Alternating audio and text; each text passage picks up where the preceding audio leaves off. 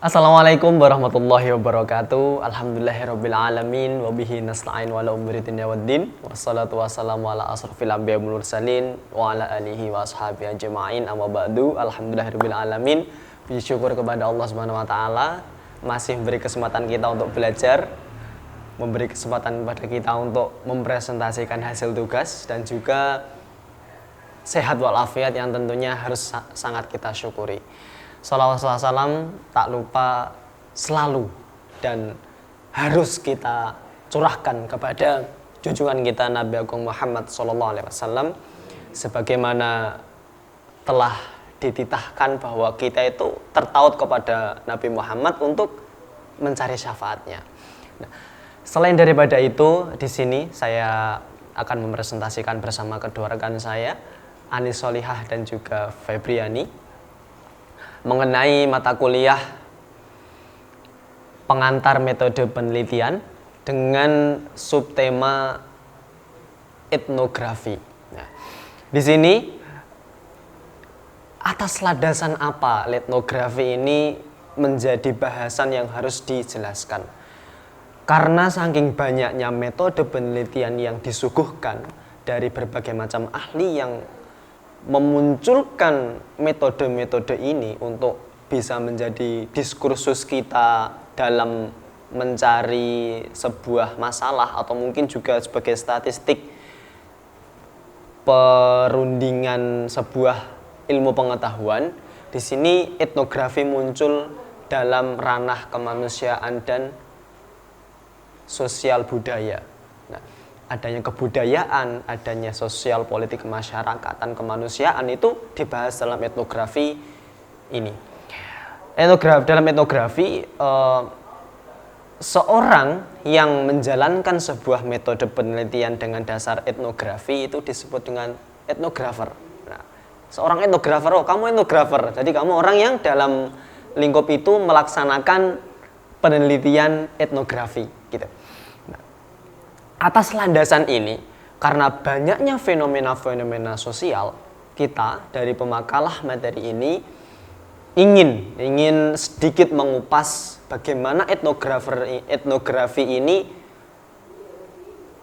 masih relevan dalam mencari, dalam merumuskan sebuah masalah kaidah dalam kebudayaan dan kemanusiaan. Nah, karena dari itu kami merumuskan 4 rumusan masalah. Yang pertama yakni dari segi definisi etnografi tersebut tersendiri dan metode pengumpulan datanya, sekaligus varian etnografi dan step by step tahapan etnografinya. Sehingga dari itu, kita memiliki tujuan yakni mengetahui apa definisinya, kita mengetahui bagaimana sistem mengumpulkan datanya, kita juga mengetahui varian-variannya sehingga kita akan semakin paham bagaimana tahapan-tahapan dalam etnografi ini mampu dilaksanakan dengan baik sesuai step by step yang telah diterapkan oleh para etnografer yang telah terlaksana.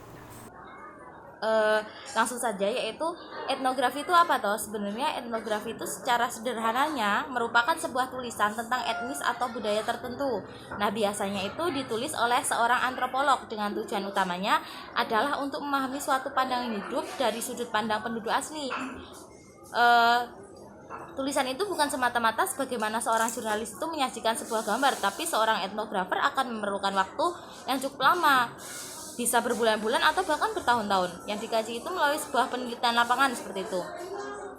Nah, Iskandar ini dalam bukunya menyatakan bahwa untuk memahami dan mendeskripsikan budaya itu dari perspektif ini, seorang peneliti itu harus memikirkan peristiwa-peristiwa atau fenomena-fenomena dengan cara berpikirnya.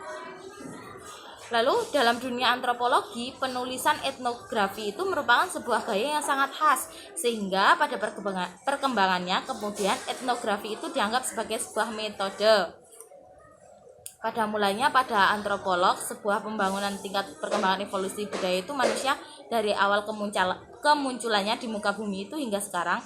Namun dalam proses perkembangan evolusi budaya ini pada antropolog tidak terjun langsung ke masyarakat, tapi mereka membangun kerangka evolusi ini dengan tidak dukung oleh fakta-fakta dari lapangan. Jadi ketika abad 20 itu mulai baru disadari bahwasanya penelitian lapangan itu sangat diperlukan. Jadi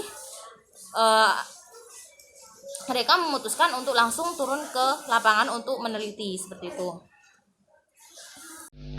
Baik, untuk yang selanjutnya adalah tentang metode pengumpulan data dalam penelitian etnografi. Sering kita membaca sebuah proposal penelitian ataupun skripsi bahwa teknik pengumpulan data yang dilakukan adalah dengan cara wawancara. Bagi seorang etnografer, sesungguhnya wawancara hanya merupakan salah satu bagian dari proses pengumpulan data tersebut. Jika mengandalkan wawancara saja tanpa menggunakan teknik lain, seorang etnografer itu tidak akan memperoleh informasi yang mendalam. Seorang etnografer itu tidak hanya menyajikan apa yang dikatakan oleh informan saja, tetapi apa yang dipikirkan oleh seorang etnografer itu kemudian menimbulkan perilaku masyarakat, itulah yang harus ditemukan. Oleh sebab itu, sebelum melakukan informasi yang lebih mendalam, seorang etnografer itu harus melakukan observasi terlebih dahulu. Nah, observasi itu di samping dapat menyajikan informasi dengan lebih mendalam, juga dapat menentukan individu yang akan diwawancarai. Sebab ketika seorang telah menentukan seseorang untuk menjadi informan, seringkali informan yang dipilih itu tidak memahami persoalan penelitian dengan baik. Nah, akibatnya peneliti tidak mendapatkan informasi yang akurat. Teknik lain dalam pengumpulan data etnografi, yakni dengan pengamatan terlibat, merupakan sebuah proses penelitian yang alamiah, dapat pula dipandang sebagai sebuah seni atau kreativitas peneliti. Dan ini merupakan metode pengumpulan data yang paling penting dalam etnografi. Bahasa itu menjadi sangatlah penting bagi peneliti etnografi, sebab bahasa lokal yang digunakan oleh masyarakat yang diteliti sebagai sebuah kebudayaan itu memegang poros penting untuk dikuasai oleh peneliti. Tanpa menguasai bahasa, akan selalu terjadi kesenjangan antara peneliti dan subjek yang diteliti. Harus mempertimbangkan ketika seorang peneliti melakukan wawancara, apakah menggunakan bahasa yang natif atau tetap menggunakan bahasa si peneliti. Implikasinya berbeda, karena dengan bahasa natif atau bahasa lokal, sesungguhnya peneliti sudah menjadi bagian dari subjek yang diteliti. Sebaliknya, seorang peneliti yang menggunakan bahasa peneliti akan menghasilkan data yang berbeda.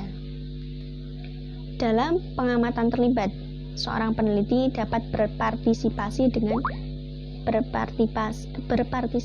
dengan subjek penelitian. Dengan mengamati apa yang dilakukan, mendengarkan apa yang dikatakan, dan menjadi pembicaraan lokal, serta menanyai orang-orang yang di sekitar subjek selama jangka waktu tertentu. Seperti membagi model pengamatan itu menjadi ke dalam 4 bagian, yaitu komplit, aktif, moderat, dan non-partisipan. Masing-masing itu memiliki kelebihan dan kekurangan yang berbeda. Selanjutnya, varian etnografi. Berdasarkan cakupan realita dari sebuah riset yang ada 2, yakni etnografi makro dan etnografi mikro. Etnografi makro yakni riset etnografi yang mengkaji dan mendeskripsikan budaya keseluruhan dari suatu komunitas atau masyarakat budaya. Contohnya, riset tentang kebiasaan ritual keberagamaan masyarakat Dayak, atau mungkin masyarakat di gunung itu, masyarakat Tengger dan lain sebagainya. Ada yang kedua yakni etnografi mikro, yakni yang lebih cenderung mengkaji dan mendeskripsikan unit analisis yang lebih kecil, seperti dari sebuah kelompok saja, sebuah organisasi saja, atau bahkan lembaga, sebuah halayak, mungkin pondok pesantren, An-Nur contohnya, itu bisa dalam sebuah kursus kelembagaan saja.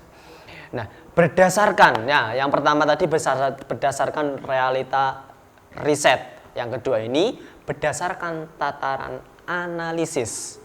Dalam analisis ada 2 juga, yakni etnografi deskriptif dan etnografi kritik. Yang pertama, etnografi deskriptif, yakni mendeskripsikan realita kelompok atau grup melalui analisis. Jadi sesuai dengan analisa. Nah, jika yang kedua, etnografi kritis, di sini dengan menggunakan explore dari beberapa faktor-faktor yang di sana mencakup mulai dari kekuasaan, kekuatan atau hegemomi masyarakat yang mempengaruhi suatu masyarakat atau mungkin sebuah doktrin dogma keagamaan yang di situ bisa digunakan sebagai landasan landasan untuk melaksanakan penelitian tersebut. Yang ketiga berdasarkan fokus realitas atau riset, yakni yang pertama adalah ekonomi dan dari segi etnografi komunikasi dan juga etnografi analisis isi. Yang D, tahapan penelitian etnografi. Di sini tahapannya terdapat 8 tahapan ya. Jadi yang pertama itu menetapkan komunitas budaya, bisa mikro atau makro yang akan diriset. Yang kedua itu menentukan permasalahan isu atau realitas yang akan dikaji. Yang ketiga menetapkan informan sebagai subjek risetnya. Yang keempat mengobservasi dan mewawancarai informan. Ini termasuk meriset bagaimana masing-masing individu itu menafsirkan situasi dan makna dalam interaksi yang dalam kelompok budaya mereka. Selanjutnya yang kelima, hasil observasi dan wawancara secara terus-menerus dicatat, dikenal sebagai catatan etnografi. Yang keenam, menganalisis hasil observasi dan wawancara termasuk mendokumentasikan proses etnografi. Yang ketujuh, menemukan tema-tema hasil budaya, hasil eksplorasi. Dan yang kedelapan, baru menulis laporan.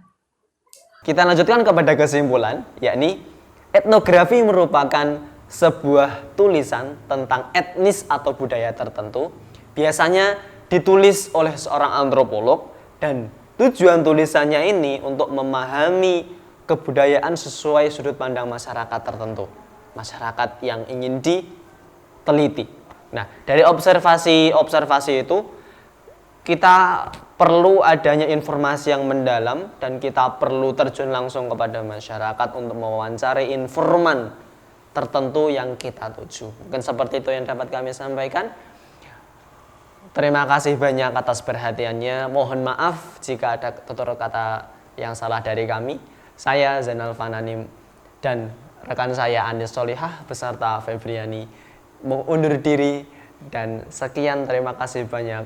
Jika ada kritik saran bisa disampaikan dalam WA group ataupun langsung di kolom komentar. Terima kasih banyak dan akhiran kalam minna. Assalamualaikum warahmatullahi wabarakatuh. Salam sehat.